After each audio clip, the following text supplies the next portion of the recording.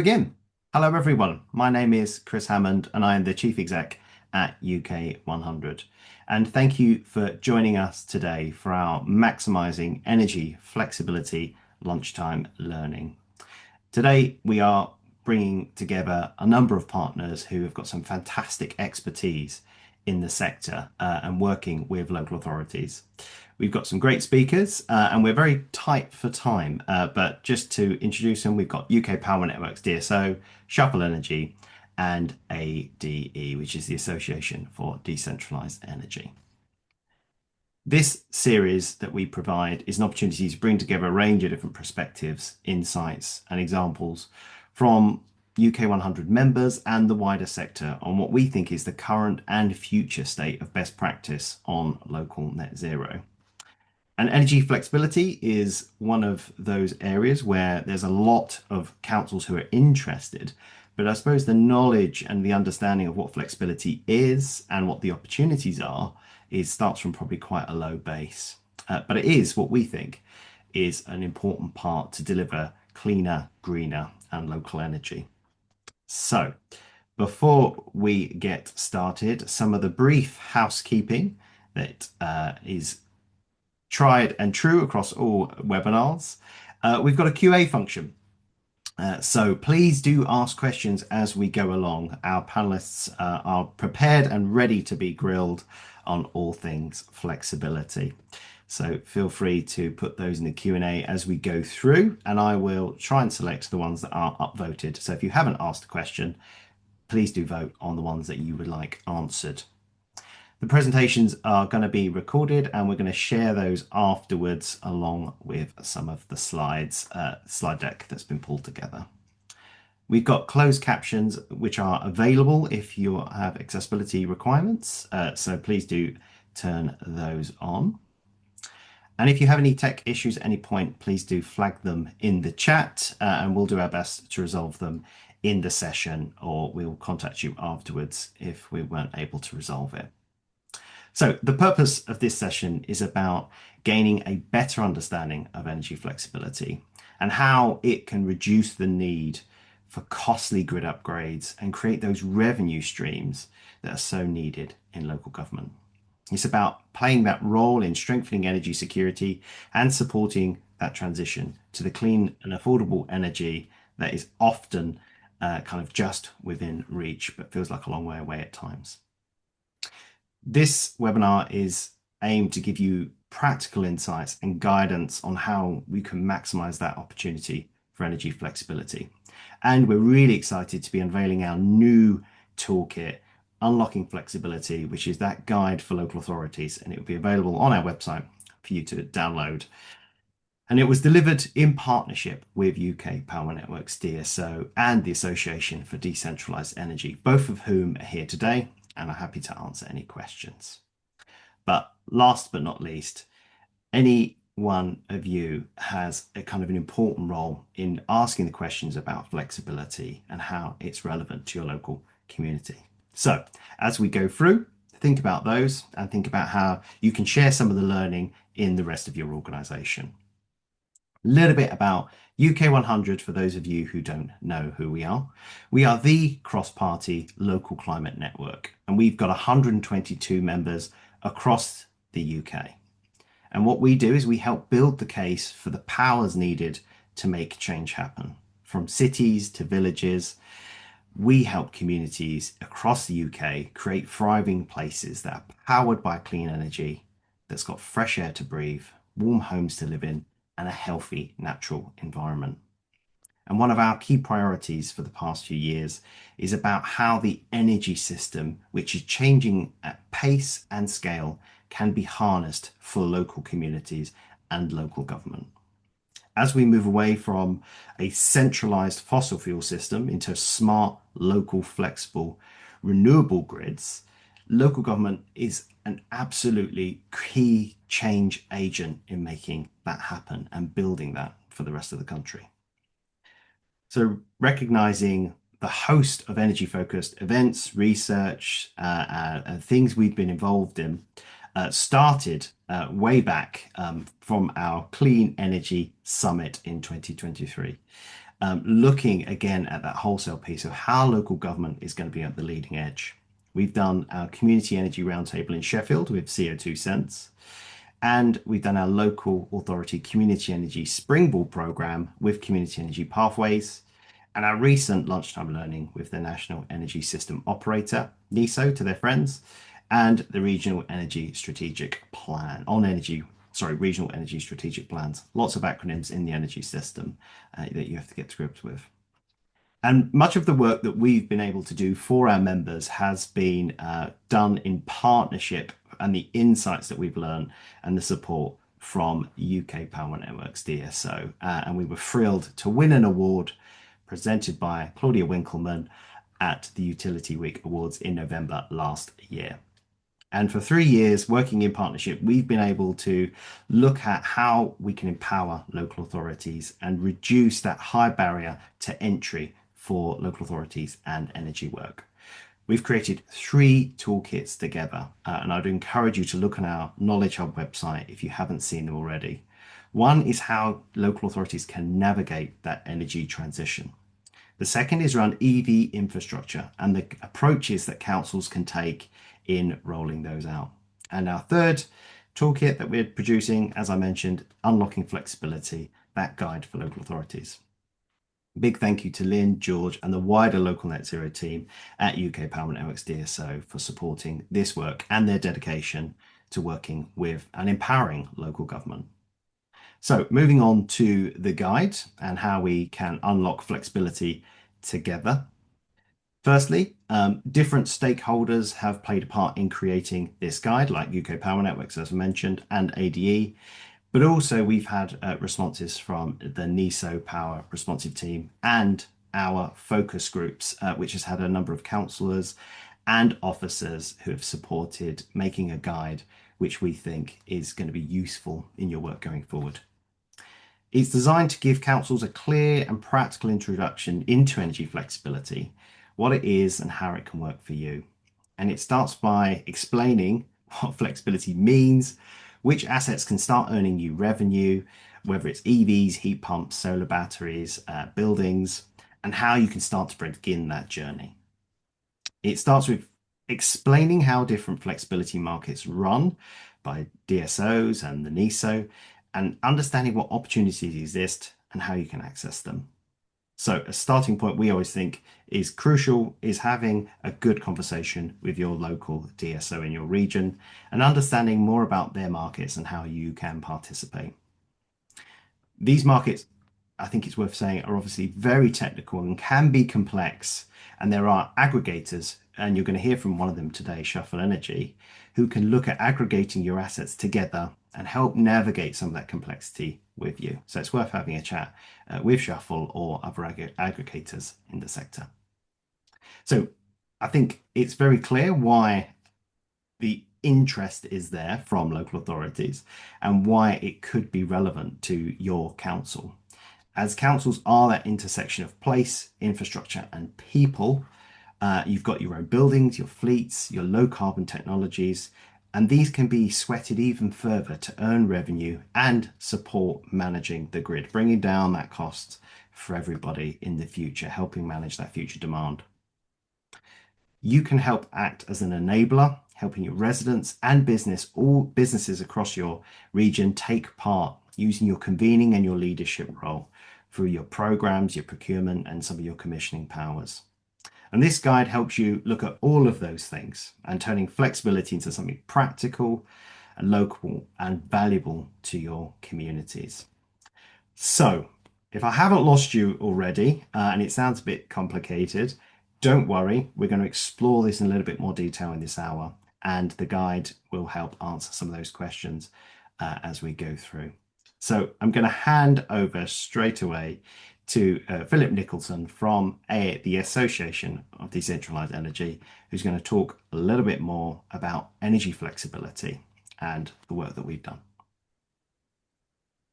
Good morning, everyone. So, thank you for the introduction there, Chris. So my name's Phil Nicholson. I'm a senior researcher at ADE Demand. So if I can just have the next slide there. So if you can remember one line, make it this. Flexibility is the ability to change when we generate or consume power. That matters because the system is changing. More electrification, more renewables, and supply doesn't always line up neatly with demand. Flexibility helps relieve pressure at peak times, and it helps us make better use of things like wind and solar when they're abundant. And importantly, this doesn't do the grid a favor. If you can reliably turn up or turn down in response to a signal, so for instance, signals are price, carbon, or a network request, you can be paid for providing that support. There are national markets run by NESO, so the National Energy System Operator, and regional, local markets run by DSOs, such as UK Power Networks. So the real question becomes, what does that mean in practice for councils and for the SMEs in your patch? Next slide, please. Okay, let's make the benefits concrete. I usually group them into 4 buckets. First, cut bills. For councils, it's often better timing and control across a big estate.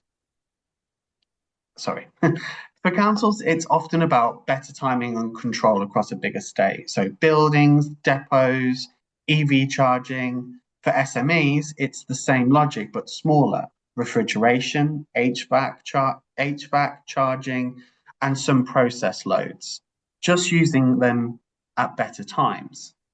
Secondly, new revenue.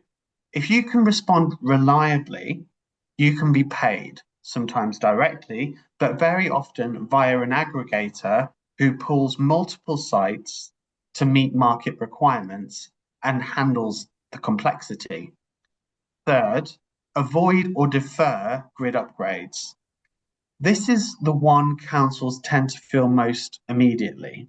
Lower peaks in the right places can relieve constraints and help you move faster on electrification and local development.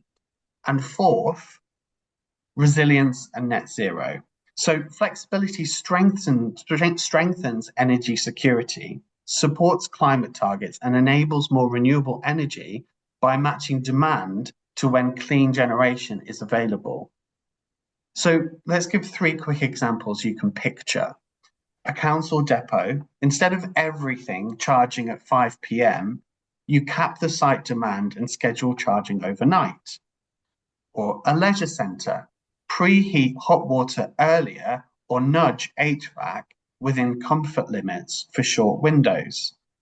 Or a cold store SME, allow temperature to float within a safe band for short periods and customers never notice. The pattern is the same.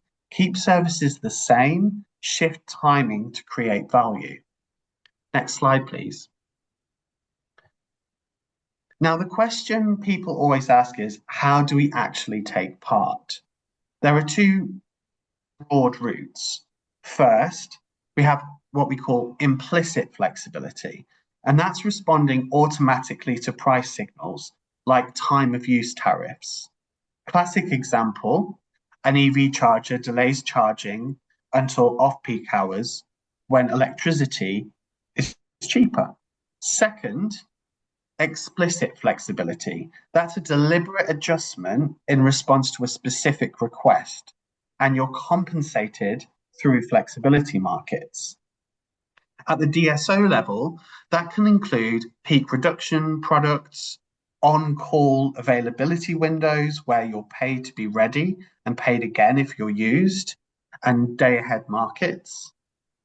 Nationally, there are services like DFS and the capacity market, plus the balancing mechanism.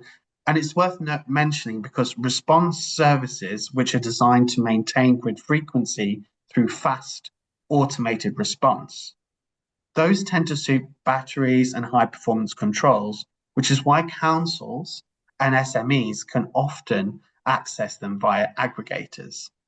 Just 2 practical notes. Thresholds vary. Aggregators can bundle smaller assets, so you don't need one huge site. And revenue stacking can increase value using the same asset for bill savings and market services, but you need to check contract rules early. Next slide, please. So RESPs, Chris has mentioned them. These are the regional energy strategic plans and are increasingly the bridge between local reality and system investment. They're intended to set out how local energy systems should develop to reach net zero. The short-term pathways are expected to cover 5 to 10 years, with first outputs expected this year. The key point for this audience is that Ofgem explicitly expects NESO RESPs to keep flexibility, services, and demand-side response in mind when modeling supply and demand and identifying system need. And heat network zoning data is included in the expected inputs. The clean flexibility roadmap also makes the direction of travel clear. Flexibility should be embedded into strategic planning, and the REST methodology should have a transparent approach to model flexibility. So the practical translation is, if councils can evidence planned electrification, flexible loads, and local constraints, that should increasingly shape where investment goes and where flexibility opportunities emerge. Next slide, please. This is my final slide. So let me finish with an action list you can take away. 1, start with the data. Get your half-hourly profile and identify the biggest drivers of peaks. 2, check constraints early. Some supply or asset management contracts can restrict third-party control or revenue stacking, so bring procurement and estates in early. 3, engage the market. Talk to your DSO about local needs and the procurement windows, and talk to aggregators who can bundle assets and manage dispatch and compliance. 4, pilot, then scale. Pick 1 or 2 flagship sites, often a depot plus a large building, prove it, measure it, then standardize specs for rollout. 5, bring SMEs with you. Use your convening and procurement influence. Make projects flex ready and signpost SMEs to aggregator routes so smaller sites can participate through aggregation. Thank you. That's me. Thank you, Phil. We will come back to you in the questions. Please do use the Q&A function. Another push from me on that. So now we're going to head to UK Power Networks DSO to give the DSO perspective on flexibility markets. So first up, we got 2 speakers, George, the Net Zero Program Manager, and Carol Choi, the Flexibility Commercial Manager. And I'm going to hand over to George. Thank you so much, Chris. I'm delighted to be here and be talking to the attendees. We are excited to be part of this collaboration with UK 100 and AD and launching this new flexibility guide for local authorities. My name is George Christodoulakis. I am Net Zero Program Manager at UK Power Networks DSO, and I'm part of our local Net Zero team. Our role is to support local authorities to plan, design, and deliver decarbonization projects, and increasingly that includes helping local authorities unlock the opportunities around energy flexibility. I'll talk you through how you can engage with your local DSO, access the right data and tools, and understand how we can support you directly. One of the first questions we are asked most often is, where do I start? The most important step you need to take is to know who your local distribution network and system operator is, because they sit at the head of flexibility markets and local planning. As you can see, UK is split in different geographical areas served by different DNOs and DSOs.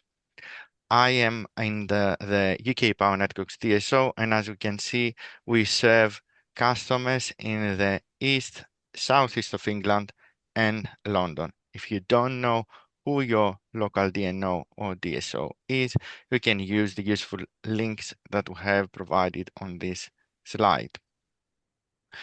So moving into what we do as UK Power Networks DSO, we're established in 2023, and we set up the DSO local net zero team, helping and supporting local authorities under our coverage areas. What do we offer?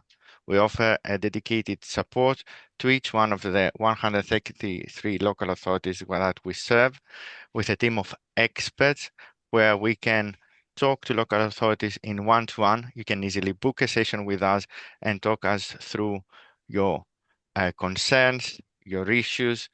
If you want to learn more of where do you need to start, how do you need to advance your plans. We have resources. We have set up your local net zero hub website, a microsite with everything you need to get started or advance your current knowledge as a local authority. Through our long collaboration with UK 100 in 2024, we published the Energy Toolkit, and then we followed up that provides simple steps for local authorities to build up around their local energy plans.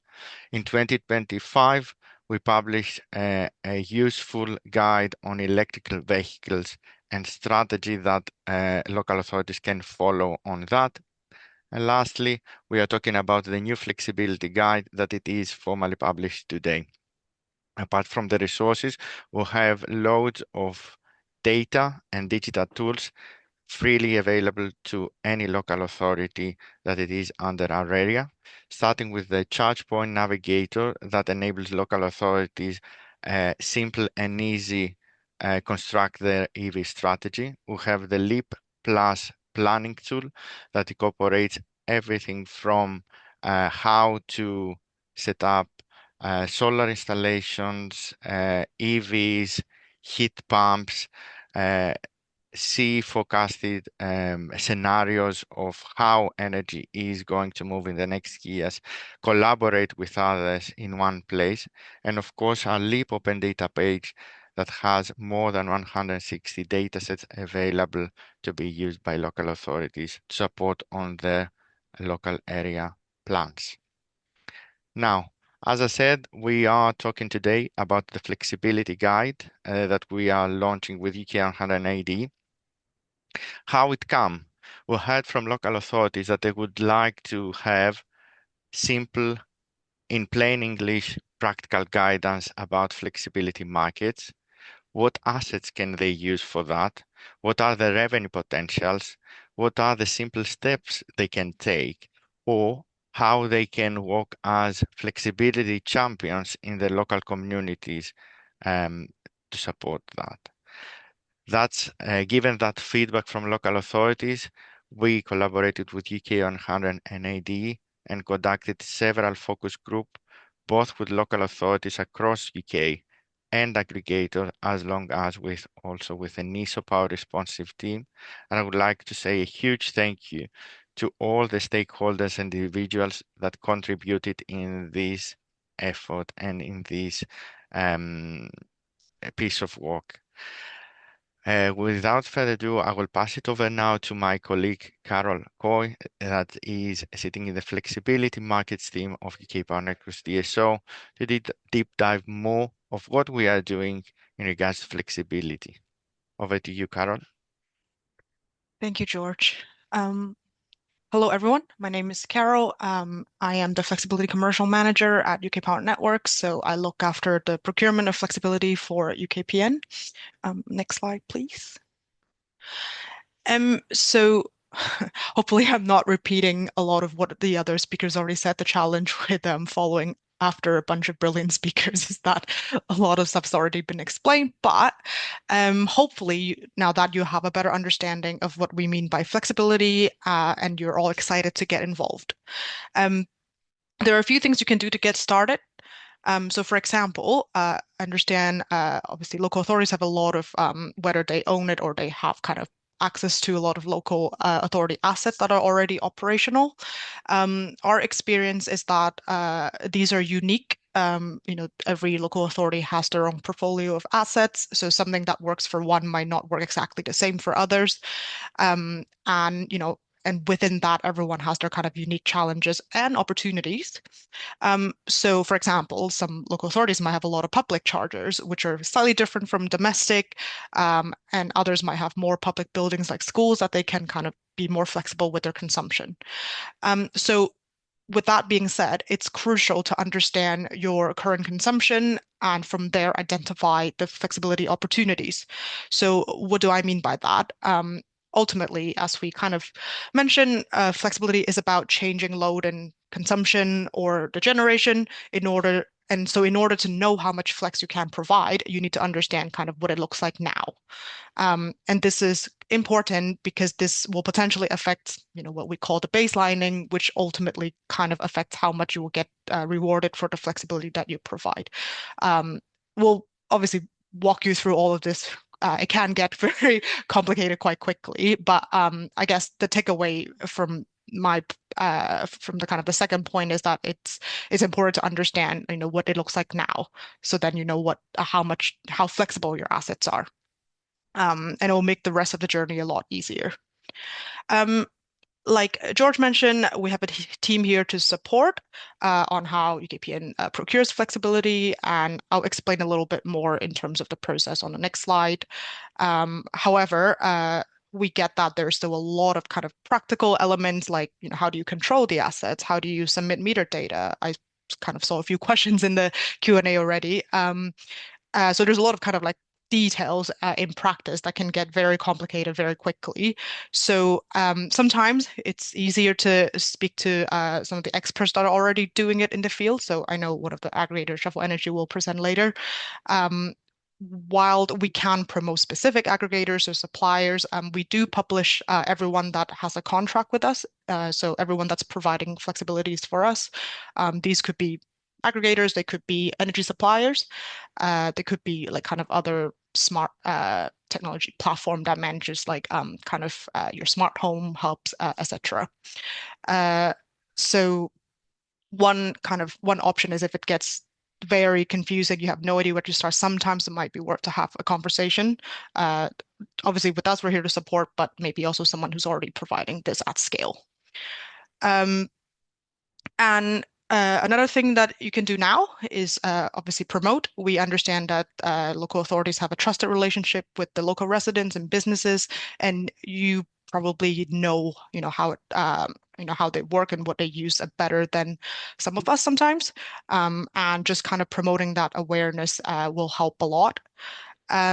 We have examples of local community energy groups as well. So sometimes you have kind of the local communities are quite keen to get started on the net zero journey. And for example, I think we've done some innovation project with Barkham in the southeast where they wanted to see if they can kind of use flexibility to connect heat pump in a community faster and smarter, as an example. And lastly, after you explore all of this, you think actually there are opportunities, but maybe not right now, whether that's kind of resourcing or just still a few more steps to kind of overcome before you can really get involved. Don't feel like you've kind of missed the boat. We believe in Flex and UKPN, and we do see a future with Flex. So we can see, this is flexibility will be needed in the foreseeable future. In fact, probably more so as we, get closer to net zero. So, don't feel like you can't get it now, you'll miss out. And actually, I can tell you the volume and the mix of the types of assets that we procure for flexibility has changed so much in the last few years that I feel like there's always opportunities. And, if you're not sure, again, definitely speak to us. We can also give you some examples of, the type of assets that we've recently procured, for example.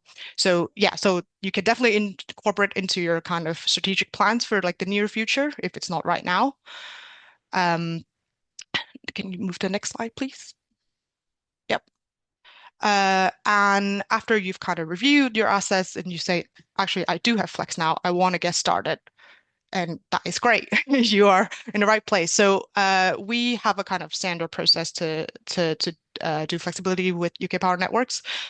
So first thing you can do is to register an account with our what we call the local flex platform. So this is our marketplace platform. So this is where all the transactions and flexibility happens. So if you register an account, you can look at a lot of the opportunities that we have for where exactly we need flexibility, how much we're paying.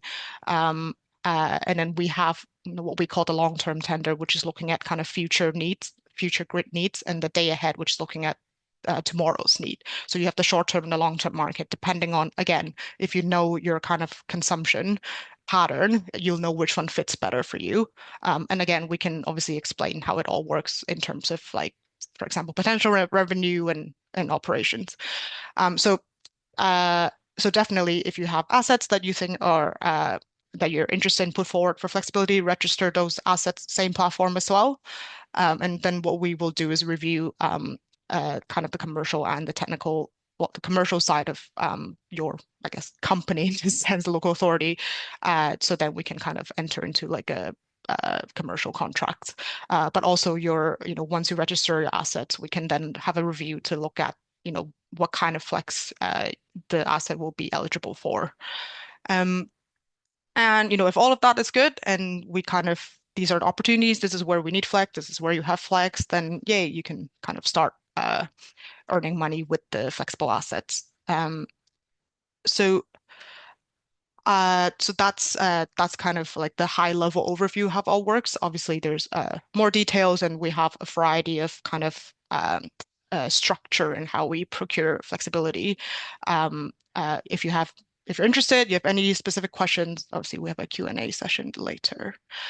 So thank you. I'm going to pass it back to Chris. Thank you very much, George and Carol. Lots of kind of really good tools there, and I can see lots of the links to the things that have been mentioned are in the chat. And we will circulate those afterwards as well. So lots of kind of really interesting tools. Okay, so I'm going to move on to Simonand, who is the founder and CEO of Shuffle Energy, which is one of those aggregators that has been mentioned. We've also got a surprise guest joining us as part of this presentation for you is Carl Elliott, who is the project manager for climate, energy and green spaces, also at Leeds City Council. So over to you, Simonand. Thank you, Chris. Good afternoon, all. I'm Simonand, co-founder and CEO at Shuffle Energy. I'm an electrical engineer working in the power industry for 30 years, jumped out of the corporate world a few years ago to build a startup that can make an impact on addressing climate change. And here we are at Shuffle Energy. We are an energy technology startup based in Cambridge, and I'm super excited to tell more about us and how councils can make use of our technology to capitalize from flexibility and also to make an impact at the same time. Next slide, please. Sorry, you have skipped one more. Back and back, please. Oh, yeah, skipped. Okay, I will continue here. At Shuffle Energy, we unlock heat flexibility. How we unlock heat flex is by connecting heat assets such as heat pumps, swimming pools, hot water tanks, electric boilers, and thermal storage assets to electricity markets. We operate both in the CNI, commercial and industrial space, and also in the residential sector. We all heard from the speakers before me about what flexibility is and how it is beneficial to local authorities. We basically make it happen on the site, i.e. on the buildings you own and manage, such as leisure centers, communal district heating, schools, social housing blocks, and libraries. We specialize in electric heating solutions using AI to optimize the data we collect from these assets. That said, we will approach holistically, optimizing all the flexible assets located in your building, like solar PV, battery, combining it with heat pumps and electric boilers. Now we will look into the role of aggregators. Next slide, please. In this slide, we will look into the role we play. We are also called as flexibility service providers, FSPs, VPPs, DSRSPs, demand side response provider. All these are names to confuse you, but we sit in between those who want to buy the flexibility and those who sell flexibility. We all heard what flexibility is. It is allowing aggregators such as ourselves to automatically shift the heating time or turning up or down the demand or generation and basically being flexible. It is what you as a local authority is selling as a product, flexibility. It's bought by grid or system operators and they pay for it to balance the grid and also to manage the constraints on the local networks. That's why they are paying for it. On the left, you can see the national player, NESO, National Energy System Operator. And we also have 6 DSOs or distribution system operators. They pay for this flexibility. Our key role are bidding your heating asset or solar PV assets flexibility in the right market. Each market has different expectations, different prices, different time requirements, different rules. We check them and bid the right assets in the right market automatically. We also manage the consumption or generation, most importantly, without affecting the comfort or heating expected by the occupants. We then settle the money to your bank account by submitting the meter readings back to the system operators. Suppliers like EDF, Eon, Octopus, or any energy retailers continue to supply through PPA or monthly bills. They continue to supply energy and bill you. It doesn't affect the flexibility sales from your individual assets in any way. Okay, next slide, please. I just want to highlight two things. On the left, you can see a range of marketplaces, yeah, where these flexibilities are bought and sold. Marketplace like NESO has a single market platform, and DSOs such as SSE and Scottish Power, Electricity Northwest, they trade through a marketplace called Electron. Some use Piccolo, UKPN mentioned they use Local Flex. So these are the marketplaces where these all system operators come and trade. On the right side, we can see the range of assets, right? Heat pump, solar PV, battery, EV chargers, solar carports. And the energy can be stored in swimming pools, commercial buildings, as the buildings itself will act as a storage, a battery storage, the most conventional one, and thermal storage, like PCM-based thermal storage, ice batteries, and so on. All these assets have to be managed and optimized, and most importantly, with the tariff in mind. They have to be turned on or turned off or switched to a different time.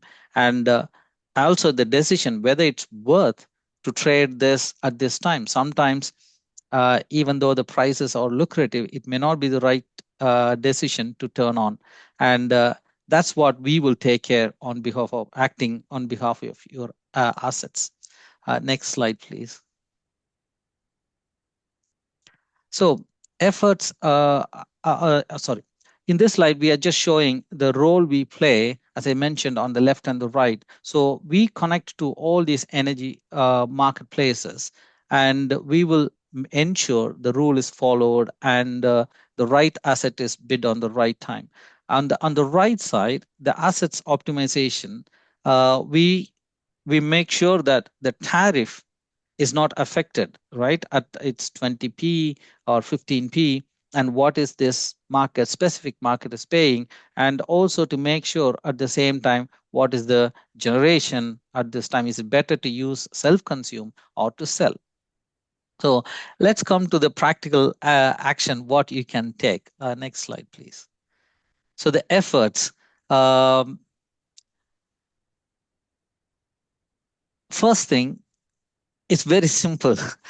Sign up to an aggregator like ourselves, Shuffle or any aggregator. Provide the consents because we need your metering information to show how much flex has been done. And there may be a cost to fit a controller, or we call the as market access hub. It'll be a great help if you can instruct your IT teams or BMS engineer and the duty or facility managers to cooperate and be part of this. And I really want to focus on the benefits. So local authorities can generate revenue from unlocking flexibility, surplus, and reduce emissions. Can capture from smart savings and any tariff, any suppliers. Our flex offerings are supplier independent. Most important of all is low disruption. In the next slide, we are going to showcase an example where we connected two 70 kilowatt heat pumps combined with a gas boiler. Yeah, we controlled the heating of swimming pool with Leeds City Council. It was a very low disruption integration. And if you don't want to participate in a bid, you can decline or overwrite at any time. I will let Carl from Leeds City Council, who has kindly given his time to explain their experience and to finish off this presentation. Thank you. Thank you very much, Simon. My name is Carl Elliott. I'm the project manager and I head up and lead decarbonisation for Leeds City Council. We've currently got into partnership with Shuffle Energy via one of our PSDS projects. So as is noted on his slide at the bottom, one of our active lead sports centres, we've decided to do that as a pilot scheme. I thought the idea was very innovative and based on our net zero approach already, what we're doing as Leeds City Council, I thought the measure fits in with what we want as a council. It'd be very good to see how this pans out. So we're happy with that. I mean, our vision as Leeds City Council is to hit net zero by 2030. We're taking a holistic view to that, including health, economy, environment, resilience, culture, leadership, embedding sustainability for all of our portfolios. We currently manage PSDS schemes. I don't know if you're aware of that, public sector decarbonisation schemes, which is through SALEX. We've done over 60 corporate buildings, over 30 schools. We've currently had bidding of over £50 million grant funded from the scheme. So again, these all sit in with sites that would be able to give the demand that Shuffle Energy require to optimise our return of investment on this system, should it work. Our journey has been since obviously the 2019 was the climate emergency, and ever since then Leeds City Council have been working very, very hard to try and decarb all of our corporate buildings. We want to try and get off fossil fuels as much as possible. Once we've got off those fossil fuels, again, this is a system in place that potentially could get some sort of return of investment on the capital spend that we've spent contributing towards the PSDS schemes. Our impact goals, obviously, are to reduce operational emissions to zero, enable community participation, and deliver measurable carbon savings and cost efficiencies. And hopefully, with a partnership like Simon, we can move on to some larger depots and active lead sites. Our sports centres are quite large with lots of swimming pools. And then potentially it's something we're wanting to look at moving into schools, which I think would fit in a bit better rather than with some of our corporate buildings, because schools have a bit more flexibility on their energy uses and their tariffs, where as a local authority, we're bound by one tariff because obviously we buy our energy in bulk. So there's options going forward, but yeah, for the moment it's a pilot scheme and we're looking forward to see what the outcomes are. Thank you.